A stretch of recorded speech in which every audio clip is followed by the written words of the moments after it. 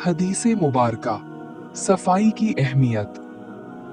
हजरत अबू मालिक अशअरी रजी अल्लाह अन्हु से रिवायत है कि रसूलुल्लाह सल्लल्लाहु अलैहि वसल्लम ने फरमाया, सफाई निस्फ ईमान है। सही मुस्लिम। प्यारे दोस्तों, इस्लाम एक पाकीज़ा दीन है जो हमें जिस्म, कपड़ों, घर और माहौल की सफाई का हुक्म देता है। हमारे प्यारे नबी हजरत मोहम्मद सल्लल्लाहु अलैहि वसल्लम ने फरमाया कि सफाई निस्फ ईमान है।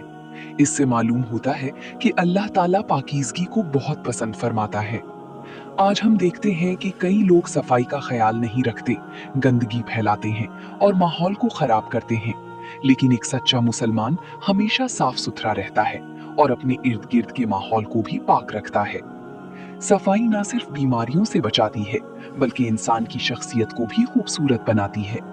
हमें चाहिए कि हम अपने कपड़े, जिस्म, घर, मस्जिद और गली मोहल्लों को साफ रखें।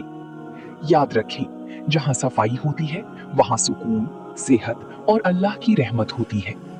आइए आज ये अहद करें कि हम खुद भी सफाई इख्तियार करेंगे और दूसरों को भी सफाई की अहमियत बताएंगे।